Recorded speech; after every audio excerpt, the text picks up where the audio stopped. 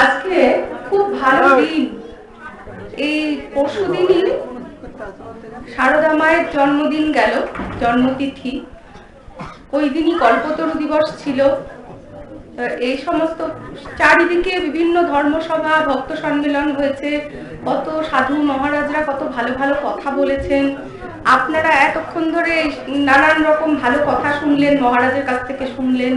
তারপর ঠাকুর মায়ের সব নাম গান হলো, পুরো জায়গা একদম ভাবে জমজম করছে, খুব জেগে উঠেছে, সবার মনের মধ্যে এখন মা বিরাজ করছেন। এবার আমি কিছু বলবো, আমি মঙ্গলাচরণ দিয়ে শুরু করছি। আপনারা সবাই জানেন তো শ্রীরামকৃষ্ণ সারদা মা স্বামীজির প্রণাম মন্ত্র। আমি বললে আমার সঙ্গে সঙ্গে আপনারা বলতে পারেন। ওম স্থাপকায় চ ধর্মস্য সর্বধর্মস্বরূপিণে অবতার বরিষ্ঠায় রামকৃষ্ণায় তে নমঃ।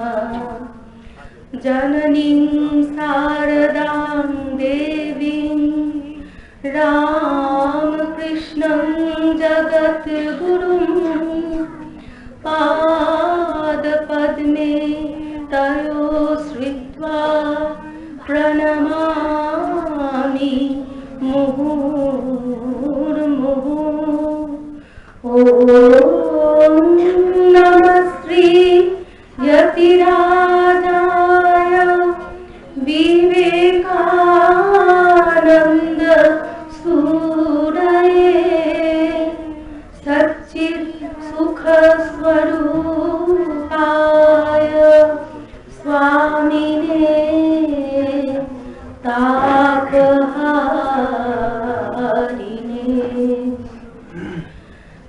শুভ সন্ধ্যা। যত মায়েরা, বোনেরা, ভাই, যত শ্রদ্ধেয় বিজ্ঞজন, গুণীজন আছেন, সুধীজন, ভক্তজন, সকলকে আমার শ্রদ্ধা, সম্মান, নমস্কার জানাচ্ছি। আপনারা কথামৃত তো অনেকেই পড়েছেন। কথামৃতে একটা জায়গায় নিশ্চয়ই মানে জানা আছে যে ঠাকুরের ছোকরা ভক্তদের সঙ্গে খুব কষ্টি নষ্টি করতেন।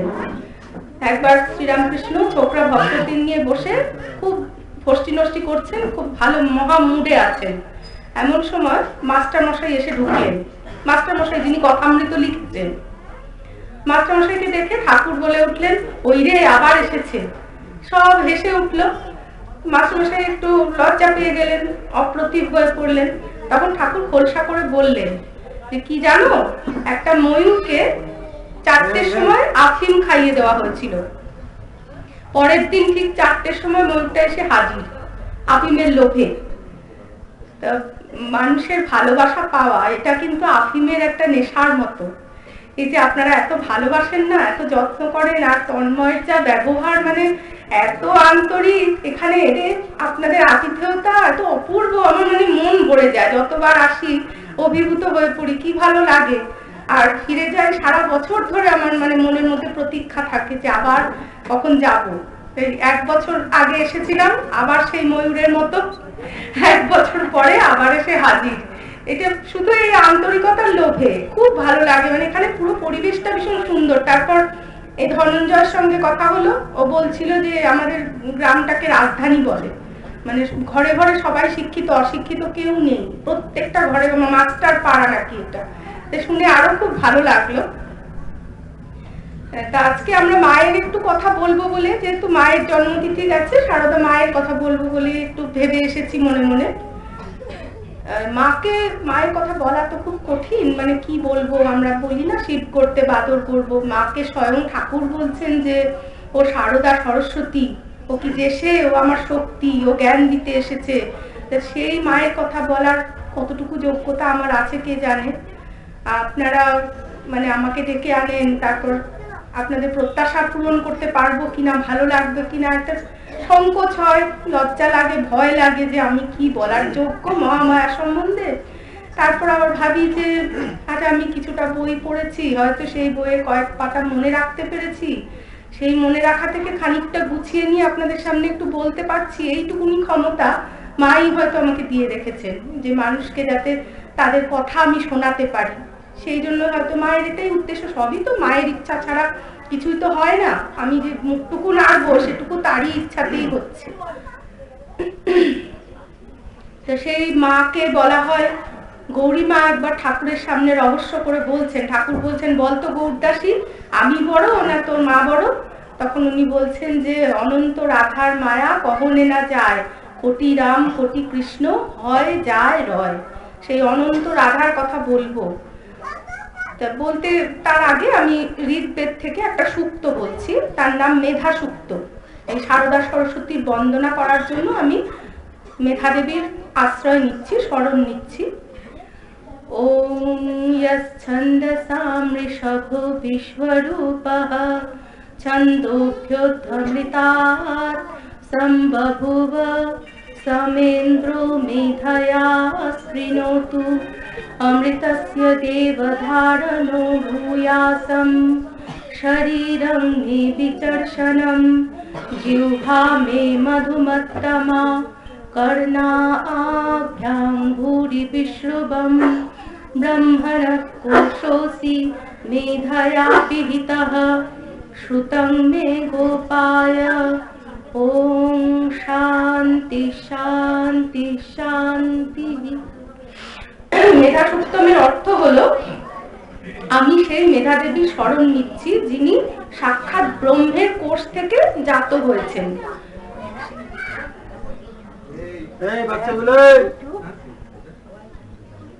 সেই মেধা দেবী তার কৃপায় তিনি আমার শরীর মন অবলম্বন করে প্রকাশিত হন, যাতে আমি কথা বলতে পারি, আমার স্মৃতিকে ধরে রাখতে পারি। আর আজকে আমরা কানে যেন অনেক ভালো ভালো কথা শুনতে পাই। কর্ণাভ্যাং ভূরি বিশ্রুবম, তার মানে অনেক ভালো ভালো কথা যেন আমরা কানে শুনি। জিহ্বা মে মধুমত্তমা, মানে আমার জিভ যেন মধু বর্ষণ করে। লাস্টে বলছেন শ্রুতং মে গোপায়, মানে আমরা যা কিছু শুনলাম সেটা যেন গোপায়, গোপ ধাতু থেকে কথাটা এসছে, তার মানে গোপনে সযত্নে সেটা যেন আমাদের স্মৃতিতে রক্ষা পায়, ধরা থাকে। আমরা তো কত জায়গায় কত কথা শুনি, সব কি আর মনে থাকে? বাড়িতে যাই, তারপর আস্তে আস্তে করে সেগুলো ভুলে যাই। সেই জন্য মেধা দেবীর কাছে প্রার্থনা করা হচ্ছে যেন আমরা এইগুলো স্মৃতির মধ্যে ধরে রাখতে পারি। এটা খুব ভালো একটা প্রার্থনা, মেধা সূক্তম। আগেকার দিনে ব্রহ্মচারীদের এটা শেখানো হতো, প্রত্যেক দিন তারা পাঠ করতেন। তা আমরা এই যে বিভিন্ন ধর্মসভায়, সম্মেলনে, বক্তৃতা এগুলোর আয়োজন করা হয়, এর উদ্দেশ্যটা কি, কেন করা হয়? আপনারাই বা কেন বসে আছেন, আমি বা কেন এত দূর থেকে বলতে এলাম? এর উদ্দেশ্য হলো ঠাকুর মা স্বামীজি এরা আসেন, এরা তো অবতার, অনেক কষ্ট স্বীকার করে এরা মর্তলীলা করে যান, মানব শরীর ধারণ করেন, জীবের জন্য অশেষ যন্ত্রণা সহ্য করেন এবং এই মানব শরীরে থেকে ওনারা জীবন দেখিয়ে যান, যাতে করে আমরা আমাদের জীবনটা তাদের জীবন দেখে সমস্যাগুলো সমাধান করতে পারি, আমাদের জীবনের উত্তাল সমুদ্র যাতে আমরা অনায়াসে পার হয়ে যেতে পারি। তাদের জীবনে প্রত্যেকটা খুঁটিনাটি, তাদের ওঠা বসা, চলা ফেরা, কথা বলা, লোকের সাথে আচরণ করা, সবগুলো কিন্তু অঙ্কের একটা সূত্রের মতো। সেই সূত্রগুলো বড় বড় ঋষি, বড় মহাপুরুষরা, যারা তার সন্ন্যাসী সন্তান, যারা তার সঙ্গ করেছেন, তারা সেগুলো মানে বুঝতে পারেন, ধরতে পারেন। তারা তাদের স্মৃতি কথা সেগুলো ব্যাখ্যা করে যান। আমরা তো মাকে চোখে দেখিনি, আমরা তাদের সেই স্মৃতি কথা, তাদের ব্যাখ্যা শুনে শুনে মাকে সেইভাবে তাদের চোখ দিয়ে চিনতে শিখি। একটা অঙ্ক থাকে, যেমন বীজগণিতের অঙ্ক, একটা নির্দিষ্ট ফর্মুলা বসালে সেই ফর্মুলাটাতেই অঙ্কটা মিলবে। সেরকম আমাদের জীবনেও যখন বিভিন্ন সমস্যা আসে, তাদের জীবনের ওই সূত্রগুলো তারা দিয়ে যান ছোট ছোট, ওই সূত্র প্রয়োগ করলে আমরা সেটা সহজে সমাধান করতে পারি। এটাই তাদের আসার উদ্দেশ্য। আমরা মাকে সাধারণত শ্রীরামকৃষ্ণের শক্তি বলেই জানি। মাকে বলি আমরা কালী, জগদ্ধাত্রী, তিনি লক্ষ্মী, তিনি সরস্বতী। কিন্তু আমরা তো কেউ কালীকে দেখিনি, কালী চিনি না, জগদ্ধাত্রী চিনি না, দুর্গা, সরস্বতী, এগুলো সবই আমাদের কাছে শব্দ মাত্র। আসলে যে বস্তুটা কি, মানে এদের কি গুণ, কি বৈশিষ্ট্য, এগুলো তো আমরা জানি না। আমাদের নোন বিষয় হচ্ছে সারদা দেবী, কারণ তিনি দেহ ধারণ করে আমাদের মধ্যে থেকে মানুষের মতো রোগ ভোগ করে দেখিয়ে দিয়ে গেছেন জীবন। তাই তাকে ধরেই আমাদের কালী, দুর্গা, লক্ষ্মী, সরস্বতীকে বুঝতে হবে, তাদের জীবন থেকে পাঠ নিতে হবে আমাদের। আমরা এমনি এমনি কি কাউকে দেবী বলবো? তিনি শুধুমাত্র শ্রীরামকৃষ্ণের সহধর্মিনী বলে কি দেবী? তিনি জীবিত অবস্থাতে তো কত লোকের পুজো পেয়েছেন, কত সন্ন্যাসীরা তার পা পুজো করেছেন। এমনি কি করলো? তার মধ্যে নিশ্চয়ই কিছু দেখেছে, যারা তার সঙ্গ করেছে, তার সঙ্গে ওঠা বসা করেছে, তার গ্রামের মানুষরা, তার কাছে আসা অগণিত ভক্তরা, তার সন্ন্যাসী সন্তানেরা, গৃহী সন্তানেরা প্রতি মুহূর্তে মার মধ্যে দৈবী গুণ দেখতে পেয়েছেন। দেবীকে, যার মধ্যে আমরা দৈবী গুণের প্রকাশ দেখবো, তিনিই দেবী, তার মধ্যে দৈবী গুণ থাকবে। এই দৈবী গুণগুলো কি? এই দৈবী গুণগুলো বলতে গিয়ে গীতাতে শ্রীকৃষ্ণ অর্জুনকে বলছেন যে 26টা গুণ থাকে, তাদের দৈবী গুণ বলা হয়। যাদের মধ্যে এই গুণগুলো দেখবে তাদের তুমি দেবতা বলে জানবে। তিনি বলে দিচ্ছেন। আমাদের একটা মহামূল্যবান গ্রন্থ কিন্তু গীতা। মুসলমানরা যেমন কোরআন পাঠ করে, খ্রিস্টানরা বাইবেল পড়ে, আমাদের হিন্দুদের মধ্যে গীতা পড়া সেরকম চল নেই। অ্যাকচুয়ালি হিন্দুরা ধর্মাচরণ বলতে কিছুই করে না। ওরা এতই লিবারাল যে হিন্দু ঘরের একটা ইয়াং ছেলে মন্দিরে যায় না, এটা গর্বের সঙ্গে বুক ফুলিয়ে বলে। আমরাও ছোট ছোট বাচ্চাদের কিন্তু ছোটবেলা থেকে হাতে ধরে করে ধর্মাচরণ করাটা শেখাই না। কিন্তু মুসলমানদের দেখুন, খুব ছোট বাচ্চা 5 বছরের ছেলেও রোজা করছে, যত কষ্টই হোক করবে। খ্রিস্টানরা আর কিছু না করুক, সপ্তাহে একদিন চার্চে যাবে। কিন্তু আমাদের হিন্দুরা বলতে পারে না যে সপ্তাহে একদিন ডেফিনেটলি, হয়তো কেউ প্রত্যেক দিন যায়, কেউ 1 মাসেও যায় না, কেউ 1 বছরেও যায় না। আমাদের মধ্যে রেগুলার ধর্মাচরণ করার কোনো চল নেই, কিন্তু এটা হওয়াটা খুব উচিত। আমরা বিদেশে যখন যাই, হিন্দুদের যখন জানতে চাওয়া হয় তোমাদের ধর্ম কি, তোমাদের ধর্মগ্রন্থ থেকে দুটো কথা বলো, বেশিরভাগ ইয়াং হিন্দুরা বলতে পারে না। বিদেশে উচ্চ শিক্ষার জন্য যাচ্ছে, কিন্তু তারা নিজেদের ধর্ম সম্পর্কে খুব উদাসীন। কিন্তু একটা আপনি শিখকে জিজ্ঞেস করেন, একটা ট্যাক্সিওয়ালাও যদি হয়, ও কিন্তু ওর গ্রন্থ সাহিত্য থেকে দুটো কথা বলে দেবে। তো আমাদের গীতাটা হচ্ছে সব থেকে প্র্যাকটিক্যাল শাস্ত্র। গীতার মধ্যে প্রত্যেক দিনের জীবনে কি কি আমাদের করতে হবে, কিভাবে জীবনটা কাটাতে হবে, সমস্ত নির্দেশ দেওয়া আছে। আমি সমস্ত মায়েদের বলবো, আপনারা বাচ্চাদের কিন্তু একটু একটু করে গীতা পড়ার অভ্যাস করুন। তার জন্য আপনারা নিজে পড়ুন, আর শ্রী শ্রী মা ঠাকুর, স্বামীজি, এদের জীবনী পাশে ফেলে তার পাশে গীতা উপনিষদ সাথে তুলনা করে পড়ুন। দেখবেন ওদের জীবনটা শাস্ত্রের সাথে মেলানো। শাস্ত্রে যা যা বলা আছে, ওদের জীবনটা কিন্তু তার পড়াতে পড়াতে সেইভাবেই চলছে। তার এক লাইন এদিক ওদিক পাবেন না। এত সুন্দর। মানে এই চর্চাটা যদি আস্তে আস্তে করে আপনারা শুরু করেন এবং আপনাদের বাচ্চাদের মধ্যে একটু ছড়িয়ে দিতে পারেন, তাহলে আগামী প্রজন্ম অসাধারণ একটা, মানে আমাদের গর্ব করার মতো জাতি হবে। তন্ময়েরা আছে, ইয়াং ছেলেরা কাজকর্ম করছে, আশা করি আস্তে আস্তে ঠাকুর মায়ের ভাবটা ছড়াচ্ছে। আপনারা একটু শান্ত হয়ে বসুন, সবাই বসুন। বাচ্চাটা কথা বলছিল তো দেখো।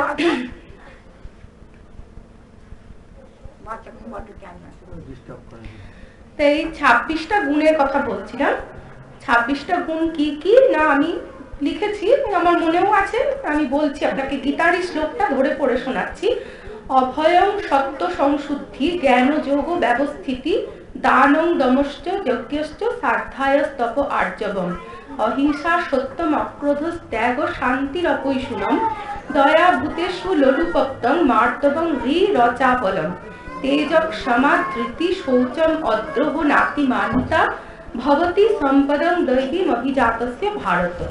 অর্জুনকে বলছেন, হে ভারত, শ্রীকৃষ্ণ বলছেন তুমি জানবে এই এই গুণগুলোকে দৈবী গুণ বলে জানবেন। সেই গুণগুলো কি? অভয়, চিত্তশুদ্ধি, জ্ঞান যোগের প্রতি, জ্ঞানের প্রতি নিষ্ঠা, তেজ, ক্ষমা, ধৃতি, অবিরোধ, অভিমান ত্যাগ করা, নাতিমানিতা মানে অতিমানিতার উল্টো, অপৈশুন মানে হচ্ছে অন্যের অসাক্ষাতে তার নিন্দা না করা। এগুলো সব দৈবী গুণ। এই গুণগুলো আমরা মার জীবনে খুব সুন্দরভাবে দেখতে পাই। বিভিন্ন সময় আপনারা অনেকেই হয়তো মায়ের কথা পড়েছেন। শ্রী শ্রী মায়ের কথা বলে একটা বই আছে, আর একটা বই আছে গম্ভীরানন্দের লেখা শ্রী মা সারদা দেবী। তাতে ডিটেলে মায়ের জীবনী আছে। আপনারা প্রত্যেক মা কিন্তু সেই বইটা পড়বেন। বাইরে নিয়ে যাও, ওকে নিয়ে চলে যেতে বল, ওই নিয়ে চলে যেতে বলো। আর 4 খণ্ড বই আছে শ্রী শ্রী মায়ের পদপ্রান্তে। তাতে মায়ের সম্পর্কে তার সমস্ত সন্তানেরা স্মৃতিচারণ করেছেন।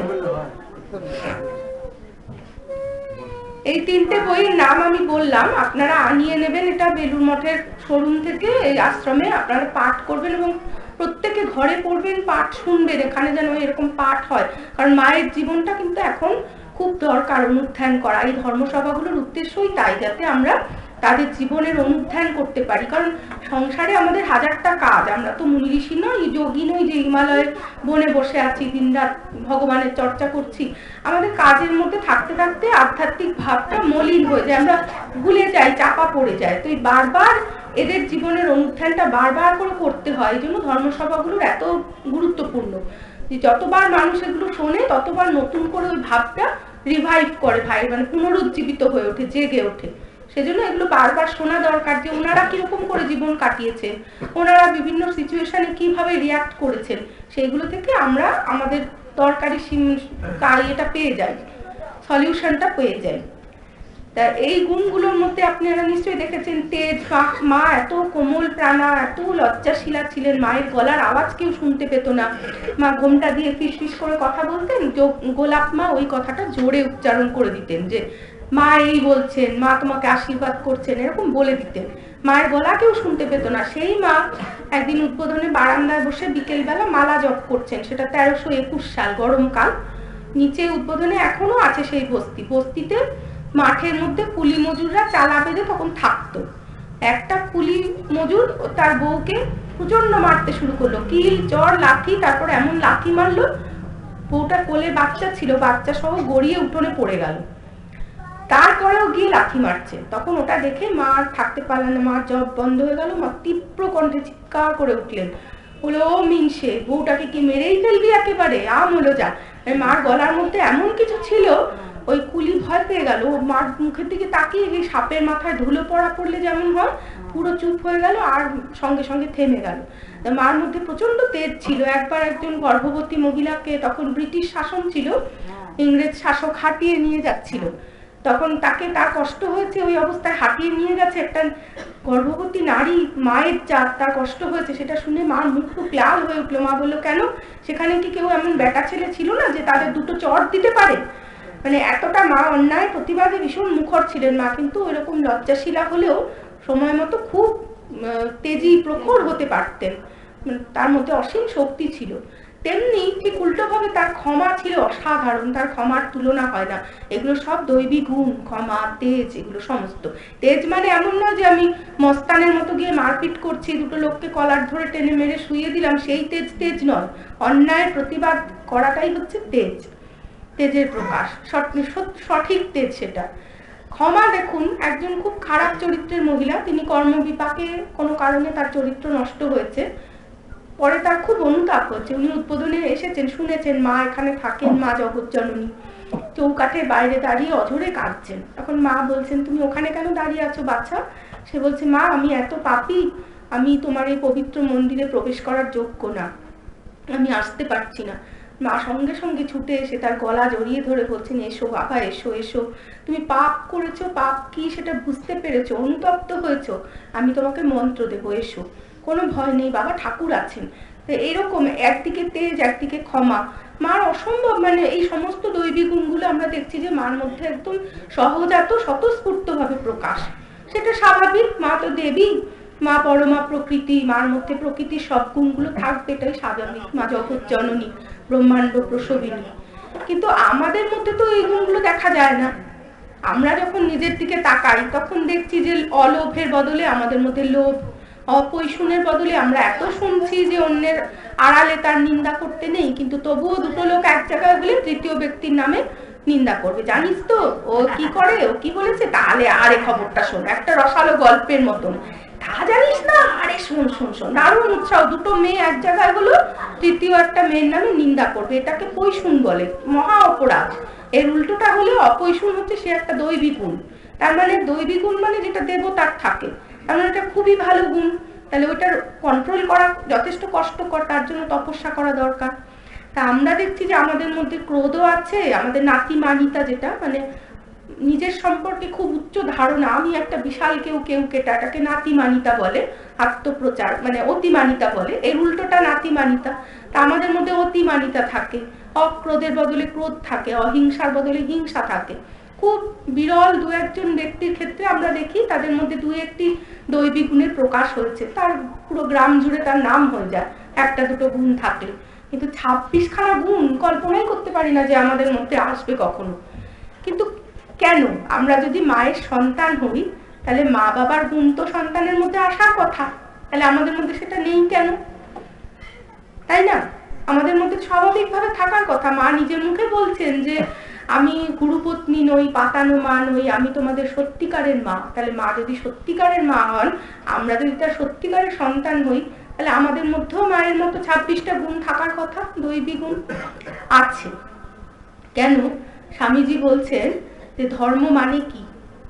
লোকে যে ধর্ম ধর্ম এত কথা বলে, ধর্ম কথাটার মানে কি? ধর্ম হচ্ছে মানুষের অন্তর্নিহিত দেবত্বের বিকাশ সাধন, সেটাই ধর্ম। আমাদের প্রত্যেকের মধ্যে দেবত্ব আছে, দৈবিক গুণ আছে, সেটা চাপা পড়ে আছে, সুপ্ত হয়ে আছে, তাকে প্রকাশ করাটাই হচ্ছে আমাদের ধর্ম। আর এই ধর্মের আচরণ একটা পশুকে মনুষ্যত্বে আর মানুষকে দেবতায় পরিণত করে, দেবত্বে উত্তীর্ণ করে। সেই ধর্মাচরণ, সেটা আমাদের, তাহলে আমাদের মধ্যে ওই দৈবিক গুণগুলো কিভাবে আসবে? এই ধর্মাচরণটা আমরা কিভাবে করব? এটার জন্য কি দরকার? এর একমাত্র আর কোনো দ্বিতীয় বিকল্প নেই, একটাই উপায় হচ্ছে তপস্যা। তপস্যা এমন একটা জিনিস যে জগতে হেন কোনো বস্তু নেই যা তপস্যা দ্বারা লাভ করা যায় না। পুরাকাল থেকে আপনারা যদি পুরাণ পড়েন, আমি তো এখন উদ্বোধনী পুরাণের গল্প আমাকে লিখতে হয়, চিরন্তনীর একটা পাতা, ওটা লিখতে হয়। তো পুরাণ ঘাটাঘাটি করতে গিয়ে দেখি কি না তপস্যা করেছে, মাথা কাটা তপস্যা। এবং ধ্রুব থেকে শুরু করে, আমরা ধ্রুবর তপস্যা জানি। বাবার কোলে বসতে গিয়েছিল, সৎ মা ওকে কোল থেকে ফেলে দিয়ে বলল যে যদি তোর বাবার কোলে বসতে হয় তাহলে তোকে আমার গর্ভে জন্মাতে হবে, যা গিয়ে নারায়ণের তপস্যা কর। ধ্রুব সেই বাবার কোলে বসার লোভে নারায়ণের তপস্যা করতে গেল, নারায়ণের দেখা পেল, যখন দেখা পেল তখন আর তার কিছু মনে নেই, তার জগৎ ভুল হয়ে গেছে। বললো ধ্রুব তুমি কিছু চেয়েছিলে, কি বলো? বললো আপনার দেখা দর্শন পেয়ে আমার সব চাহিদা মিটে গেছে। সেটা অন্য গল্প। তারপরে এই যে প্রহ্লাদের বাবা হিরণ্যকশিপু, তার দাদা হিরণ্যাক্ষকে বরাহ অবতার বরাহ এসে বধ করেছিল। তখন তার স্ত্রী মা এত বিলাপ করে কাঁদতে লাগলো, হাউ হাউ করে। এটা দেখে ওদের দুই ভাইয়ের খুব মিল ছিল, হিরণ্যাক্ষ আর হিরণ্যকশিপু। খুব দুঃখ হলো যে দাদা এরকম মরে গেল, তাহলে আমাকে কেউ কোনোদিন মারতে পারবে না, আমি অমরত্বের বর পাবো। সে তপস্যা করতে শুরু করলো। ও বাবা, সে তপস্যার কি বর্ণনা পুরাণ যদি পড়েন! এক পায়ে দাঁড়িয়ে কঠোর তপস্যা, তার সারা গা মানে বল্মিক বলে মুই পোকার ঢিপিতে ছেয়ে গেল। আমরা বাল্মীকির তপস্যা জানি যে দস্যু রত্নাকর তপস্যা করেছিল, ওই পোকা ঢেকে দিয়েছিল, তাই বল্মিক স্তূপ থেকে বাল্মীকি নাম। ওই রকম হিরণ্যকশিপু তপস্যা করেছিল। তার তপস্যায় দেবতারা ভয় পেয়ে গেল। তারপর ব্রহ্মাকে পাঠালো, এসে খুঁজে পাচ্ছে না, তার গায়ে ঝোপঝাড় গজিয়ে গেছে, মনে হচ্ছে একটা গাছ দাঁড়িয়ে আছে। তো সেগুলো পরিষ্কার করে ওকে যখন বার করলো, পুরো তেজে ফেটে পড়ছে। তারপর সেটা ওকে বর দিল যে সন্ধ্যায়ও নয়, আমি রাতে মরবো না, দিনে মরবো না, কোনো অস্ত্র আমাকে বধ করতে পারবে না, কোনো মানুষ, কোনো পুরুষ, কোনো নারী আমায় বধ করতে পারবে না। অদ্ভুত একটা বর চাইলো, ব্রহ্মা সেটাই দিলেন। তো সেই তার জন্য নৃসিংহ অবতার এলো, এগুলো আপনারা জানেন। সে মানুষও নয়, পশুও নয়, অর্ধেক সিংহ অর্ধেক মানুষ। ওই রূপে ঘরেও না, দাঁড়েও না, চৌকাঠের উপর, মাটিতেও শোয়ালো না, আকাশেও না, নিজের জানুর উপর রেখে কোনো অস্ত্র নয়, নখ দিয়ে চিরে সব কটা শর্ত পালন করে তাকে ওই অদ্ভুতভাবে হত্যা করলো। তো তপস্যা দিয়ে সবকিছু অর্জন করা যায়। তপস্যা কথাটার মানে কি? তপস্যা বলতে আমাদের মানে বেশিরভাগ লোকের খুব আজগুবি এবং উদ্ভট ধারণা আছে। তপস্যা যেন একটা আলাদা কিছু, যেন তপস্যার জন্য বনে জঙ্গলে যেতে হবে, হিমালয়ে চলে যেতে হবে, কোনো আশ্রমে যেতে হবে। তপস্বী মানে তার দাড়ি থাকবে, সে নিরামিষ খাবে, উপোস করবে, জটা রাখবে, মানে এক নানা রকম কিংবদন্তি মাকার, কেউ মৌন ব্রত রাখে। কিন্তু এই তপস্যা এগুলো নয়। তপস্যা কথাটার মানে হচ্ছে তপ। তপস্যা কথাটা এসেছে তপ ধাতু থেকে। তপ ধাতুর সোজা বাংলা হলো তাপ। তাপ দেওয়া, যেমন কোনো মেটালকে গলাতে গেলে তাপ দিতে হয়, লোহাকে গলিয়ে স্টিলে পরিণত করা হয়, তারপরে আপনার সোনাকে গলিয়ে গয়নার গড়ন দেওয়া হয়। সেরকম মানুষের শরীর মনকেও ইন্টারনালি কিছু এমন প্রসেস থাকে, ওই প্রসেসের মাধ্যমে এমনভাবে ইন্টারনালি উত্তপ্ত করা হবে যাতে সেই মানুষটা যে স্টেটে আছে, যে অবস্থায় আছে, একটা নিম্ন অবস্থায় আছে, সেখান থেকে একটা উচ্চ অবস্থায় যেতে পারে, তার একটা পরিবর্তন হয়, লোহা থেকে স্টিল হওয়ার মতন। সেটাকেই বলে তপস্যা। এই তপস্যা সম্পর্কে গীতায় যেমন 16 অধ্যায় 1, 2, 3 নম্বর শ্লোকে এই 26টা দৈবিক গুণের বর্ণনা করা হচ্ছে। ঠিক তার পরের অধ্যায়ে 17 নম্বর অধ্যায় 14, 15, 16 শ্লোকে তপস্যার বর্ণনা করা হয়েছে। শারীরিক, বাহ্যিক, মানসিক 3 ধরনের তপস্যা। মানে ওই দৈবিক গুণগুলো লাভ করতে গেলে আমাদের কি কি তপস্যা করতে হবে, কারণ আমাদের গুণগুলো চাপা পড়ে আছে। আর চাপা পড়ে থাকলে আমরা তো কোনোদিনই আমরা পশুর সঙ্গে তফাৎ থাকবে না। পশুও খিদে পেলে খায়, ঘুমায়, মারা যায়, কেউ রাগিয়ে দিলে রেগে যায়, কেউ আদর করলে খুশি হয়, অপমান করলে দুঃখ পায়। এগুলো একটা কুকুর বা পশুর সঙ্গে আমাদের কোনো তফাৎ নেই। কিন্তু আপনি দেখবেন, খাবার দিয়ে আদর করে ডাকবেন, কুকুর লেজ নাড়িয়ে আসবেন, ডান্ডা দেখাবেন, কুকুর পালিয়ে যাবে। আমরাও কিন্তু ঠিক সেরকম, আমাদের আদর করলে আমরা সেখানে যাই, আমাদের যখন কেউ ভয় দেখায়, কেউ অপমান করে, আমরা সেখান থেকে আর যেতে চাই না। এই পশু প্রবৃত্তি মানুষের মধ্যে খুব একটা তফাৎ নেই, আচরণের দিক থেকে আমরা প্রায় পশুই। কিন্তু আমাদের ভিতরে পূর্ণমাত্রায় দেবত্ব আছে, সেটাকে বিকাশ করার জন্যই কিন্তু অবতাররা এত কষ্ট স্বীকার করে আসেন, যে মানুষ তোমরা জানো তোমরা দেবতা। স্বামীজিও বললেন না বিদেশে গিয়ে, তারা ভোগ বিলাসে একদম ডুবে রয়েছে, উনি গিয়ে বললেন যে তোমরা অমৃতের সন্তান, you are the children of bliss, তোমরা আনন্দের সন্তান, তোমাদের নিজেদের স্বরূপটা জানো। এই জানার জন্য আমাদের একটু কষ্ট করে তপস্যা করতে হবে। কি কি তপস্যা? শারীরিক তপস্যার মধ্যে বললেন দেবদ্বিজ গুরু প্রাজ্ঞ পূজনম শৌচম আর্জবম ব্রহ্মচর্য অহিংসাচ শারীরম তপ উচ্যতে। খুব সাধারণ কথা, দেবদ্বিজ গুরু প্রাজ্ঞ পূজনম মানে দেবতার পুজো আমরা সবাই করি অল্প বিস্তর। দ্বিজ মানে ব্রাহ্মণ, ব্রাহ্মণকে আমরা সম্মান করি, গুরুত্ব সম্মান করি, প্রাজ্ঞ মানে জ্ঞানী গুণীজন। এগুলোকে তপস্যা বলছেন। তার মানে এমনি হেলা ফেলা করে না যে একটা প্রণাম করে দিলাম তা না, সে ভেতর থেকে ভাব নিয়ে সত্যি সত্যি শ্রদ্ধা করে যদি আমরা এগুলো করি, এটা কিন্তু একটা তপস্যা হয়ে গেল। দেবদ্বিজ গুরু প্রাজ্ঞ পূজনম শৌচম আর্জবম। শৌচ মানে পরিষ্কার পরিচ্ছন্নতা, শরীরে মনে সব দিক থেকে পরিষ্কার থাকা। মনেও মানুষ নোংরা হয়, অপবিত্র চিন্তা করলে মন নোংরা হয়। পবিত্র চিন্তা করা, লোকের কল্যাণ চিন্তা করা, এগুলো একটা তপস্যা। আর্জবম মানে সরলতা। ব্রহ্মচর্য যে যতটা পারবে, ব্রহ্মচর্যের সমান তো ব্রত হয় না, সমস্ত ব্রতের মধ্যে শ্রেষ্ঠ ব্রত ব্রহ্মচর্য। যে যতটুকু যেখান থেকে খুশি শুরু করবে সেইখান থেকেই তার শুরু হবে, তা কোনোটাই ফেলা যাবে না, সবটাই দামি, যতটুকু যে করতে পারবে। নহি কল্যাণ কৃত্যাত দুর্গতিং গচ্ছতি। অর্জুনের প্রশ্নের উত্তরে একবার শ্রীকৃষ্ণই বলেছিলেন যে আমি যদি অর্ধেকটা করে ছেড়ে দিই, না করতে পারি বাকিটা, তুমি যতটুকু করেছো ততটুকুরই ফল পাবে, কোনোটাই বৃথা যাবে না। আমাদের আধ্যাত্মিক জীবনের এটা একটা সুন্দর একটা ফর্মুলা, যে আমরা যতটুকুই করি সেইটুকুই কিন্তু আমাদের জন্য ভান্ডারে পুণ্য হিসাবে সঞ্চিত হয়ে থাকবে। সেই কর্মফলটাই আমাকে ভবিষ্যতে আরো অনেক উন্নত দিকে নিয়ে যাবে। তাই এগুলো শরীরের তপস্যা। এরকম শরীরের তপস্যা আমরা মায়ের কাছে কত দেখেছি। তারপর অনুদ্বেগকরণ বাক্যং সত্যং প্রিয় হিতঞ্চয় সাধ্যায় ফ্যাশনং চৈব বাংময়ং তপ উচ্চতে।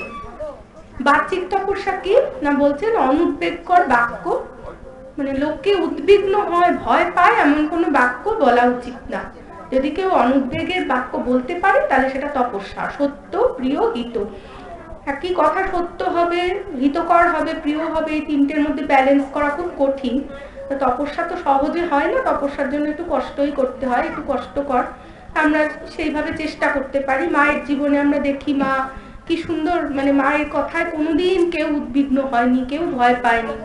ঠাকুর বলছেন মাকে যে তুমি কি আমাকে সংসার পথে টেনে নিয়ে যেতে এসেছো? তখন মা কোনো প্রি প্ল্যান তো নয়, আগে থেকে জানতেন না যে ঠাকুর এই কথাটা জিজ্ঞেস করবেন, ওনার কোনো প্রস্তুতি ছিল না। হঠাৎ করে স্বতঃস্ফূর্তভাবে উনি বললেন না না তা কেন, আমি তো তোমাকে ইষ্টপথে সাহায্য করতে এসেছি। এগুলো হলো অনুদ্বেগকর বাক্য। ঠাকুর সন্তুষ্ট হয়ে গেলেন। মা যদি অন্যরকম উত্তর দিতেন তাহলে ঠাকুরের হয়তো মনটা নিশ্চিন্ত হতো না। তারপর ভৈরবী ব্রাহ্মণী কামারপুকুরে যখন গেলেন, উনি রান্নায় খুব ঝাল দিতেন, উনি পূর্ব বাংলার মানুষ ছিলেন, ঝাল ঝাল রান্না করতেন। রামলাল দাদার মা খেয়ে চোখ দিয়ে জল পড়তো, বলতেন যে বাবা তুমি কি ঝাল দাও রান্নায়, খেতে পারি না। তখন বলতেন কই বৌমা তো বলছে না, সারদাকে উনি বৌমা বলতেন, বৌমা ঝাল হয়েছে? তখন সারদা আমার খুব ঝাল লাগছে, চোখ দিয়ে জল পড়ছে, বা হাতে চোখের জল মুছছেন রান্নাতে খেতে খেতে, না না বেশ হয়েছে, বেশ তরকারি, এই দেখো বৌমা কি সুন্দর ভালো বলছে, তোমার বাপু কিছুতেই মন ওঠে না, তোমাকে আর নুন দেবো না, এরকম বলছে। মানে মার পরে এই কথাটা যখন বলছেন মা খুব হাসতেন, মানে ওর মন রাখার জন্য, যে কষ্ট করে রান্না করেছে ও দুঃখ পাবে সেজন্য ওকে শান্তি দেওয়ার জন্য ঝাল লাগলেও বলছেন না ভালো হয়েছে, ঝাল হয়নি। এইরকম ভাবে আমরা একটুখানি লোকের কষ্টটা বুঝে অনুদ্বেগকর বাক্য, সত্য, প্রিয়, হিতকর। সত্য কথা বললে, সত্য কথা লোকের ভালোর জন্যই বলা হয়, হিতকর বাক্য সেটা অনেক সময় প্রিয় হয় না, খুব রূঢ় হয়, কর্কশ বাক্য হয়, মানুষের মনে কষ্ট হয়। তখন সেটাকে সেইভাবে ব্যালেন্স করে কম বলে বা একটু ঢেকে ঢুকে বলে বা কোনো স্থান বিশেষে চুপ করে থেকে সেইভাবে ম্যানেজ করা। স্বাধ্যায়, স্বাধ্যায় অসাধারণ একটা অভ্যাস। স্বাধ্যায়ের মানে হচ্ছে জপ। কিন্তু বড় বড় ব্যক্তিরা, শ্রীধর স্বামী গীতার উপর ভাষ্য রচনা করেছেন, উনি বিশাল পণ্ডিত ছিলেন। উনি যেটা বলে গেছেন, স্বাধ্যায় মানে হলো শাস্ত্র পাঠ বা বেদ পাঠ। এই আমাদের কথামৃত, শ্রী শ্রী মায়ের জীবনী, স্বামীজির কথা, এগুলো সবই কিন্তু শাস্ত্র। গীতা, উপনিষদ, এগুলো নিজে নিজে পড়া। প্রত্যেকে বাড়িতে অল্প দিয়ে যতটুকু পারে, যার যেমন সামর্থ্য, যেটা ভাল লাগে। ভগবানের কথা কোনোটাই তো ফেলে দেওয়ার নয়। একটা প্যারাগ্রাফও যদি প্রত্যেক দিন যখন সময় পায়, রাত্রে শোয়ার আগে হোক, সকালে উঠে হোক, একটু করে পড়া, এটাকে বলে সাধনা। এটা একটা তপস্যা।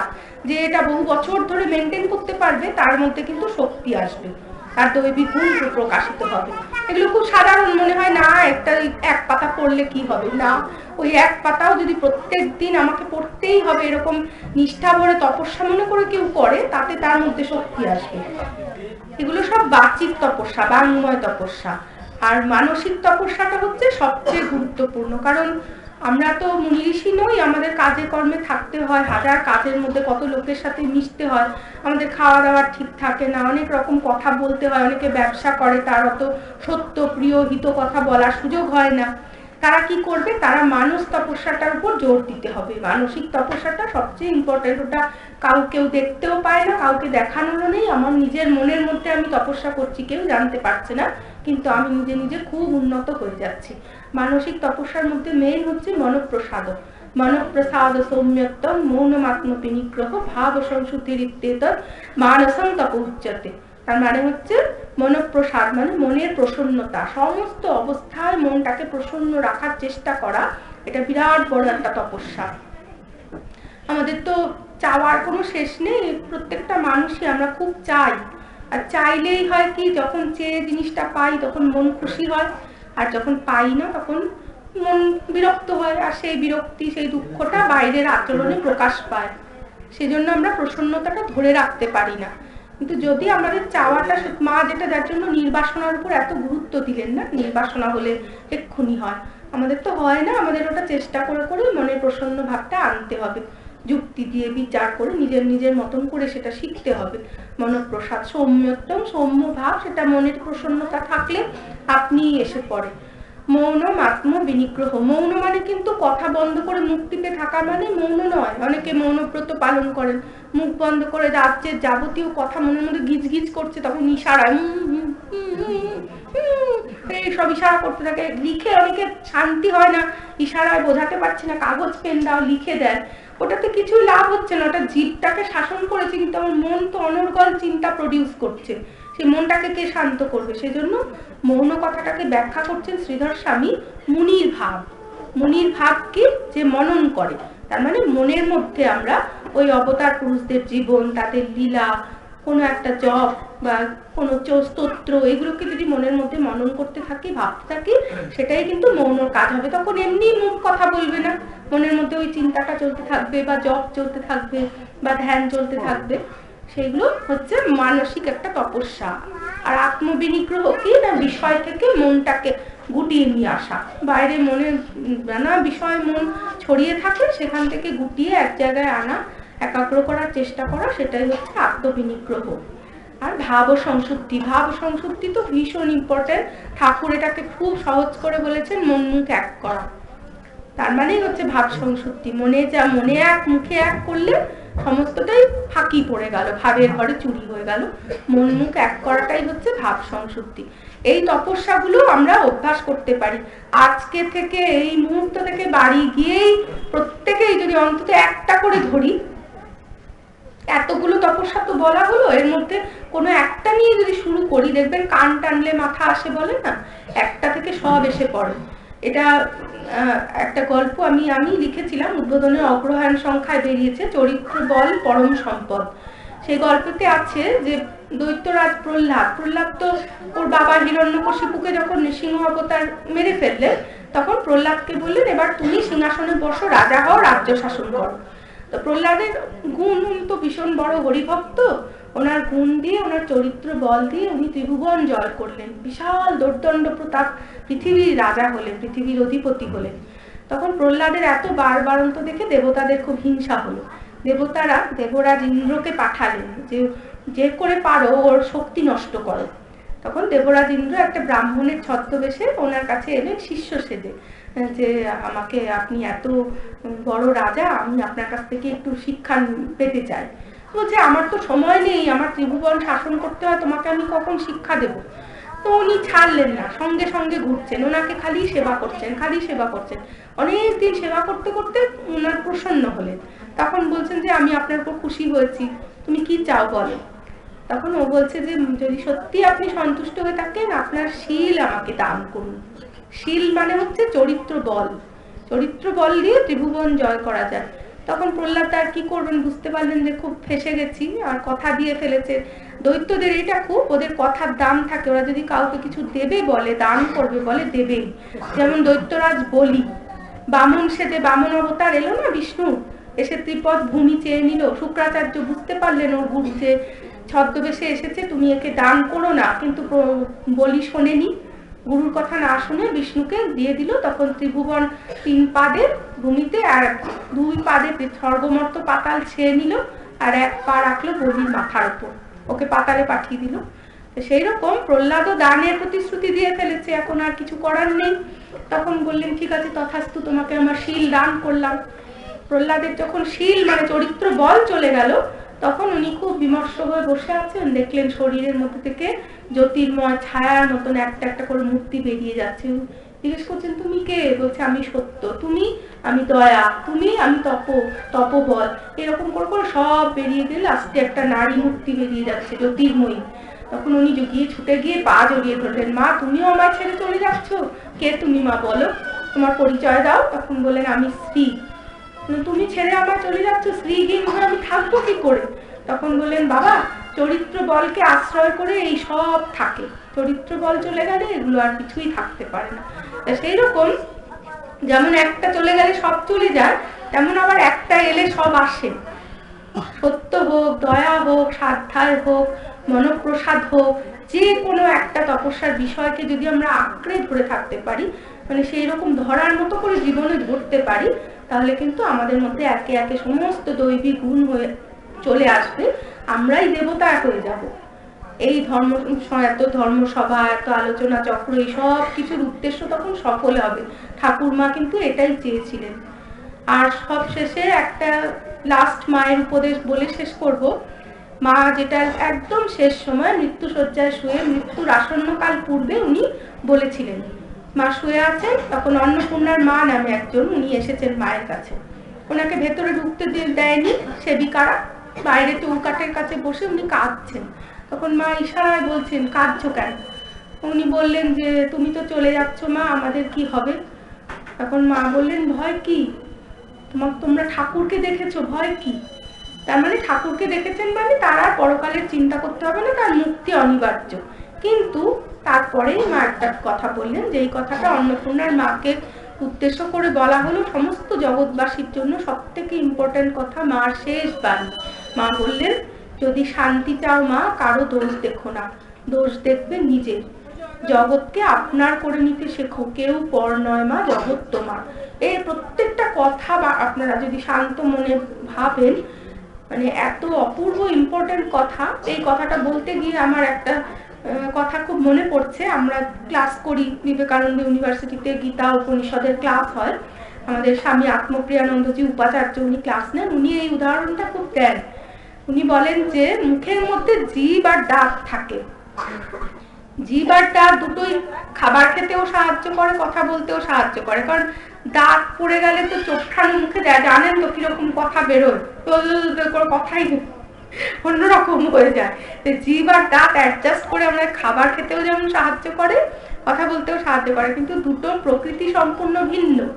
দাঁত শক্ত, দাঁত খাবারকে চিবিয়ে গুঁড়ো করে ভেঙে দেয়, আর জীব হচ্ছে নরম, জীব মুখের মধ্যে থেকে খুব কায়দা করে নিজেকে বাঁচিয়ে বাঁচিয়ে ঘুরিয়ে ঘুরিয়ে খাবারগুলোকে সুন্দর করে ভেতরে পাঠায়, দাঁতকে সাহায্য করে, কিন্তু সুযোগ পেলে দাঁত জীবকে কামড়ে দেয়।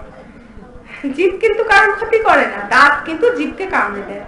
আর এক এক সময় অসাবধান হয়ে গেলে এমন জোরে কামড় লাগে, এত কষ্ট হয়, চোখ দিয়ে জল বেরিয়ে যায়, মানে রক্ত পর্যন্ত বেরিয়ে যায়, মুখ ফুলে যায়, অনেকদিন পর্যন্ত ব্যথা থাকে। কিন্তু তখন আমরা কি করি, আমরা নিজেরা বলি যে আমি কেন অসাবধান হলাম, আমি খেতে খেতে কেন কথা বললাম, অন্যমনস্ক হলাম, আমি আমাকেই দোষ দিত, আমি তো আমার দাঁতটার উপর রাগ করে দাঁতটা ভেঙে ফেলি না, রাগ করে যে দাঁত কেন জীবকে কামড়ালো, দাঁত কি আমরা ভেঙে উপড়ে ফেলি? ফেলি না। কেন না, দাঁতটা আমার আর জীবও আমার, দাঁতও আমার, জীবও আমার।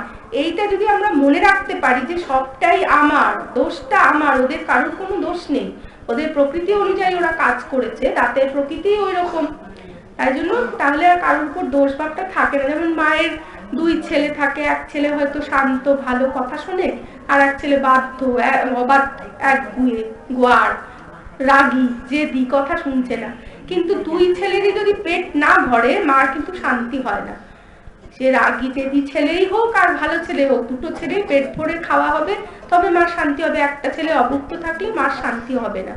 আমরা যদি এইরকম ভাবে ভাববার চেষ্টা করি যে আমাদের শরীরের যেমন আমার চোখ, আমার দাঁত, আমার জিভ, আমার হাত, আমার পা, এগুলো সব আমার শরীরের অঙ্গ, তেমনি আমরা সকলে এই গাছপালা, কীট পতঙ্গ, পশু পাখি, মানুষ, আমরা সবাই সেই বিরাট যে ভগবানের বিশ্ব দেবতার যে শরীর, তার এক একটা অঙ্গ প্রত্যঙ্গ। এইভাবে যদি ভাবি তাহলে তখন কারোর উপর খুব আর রাগ বা কারোর দোষ দেখা এই ভাবগুলো আস্তে আস্তে করে চলে যাবে।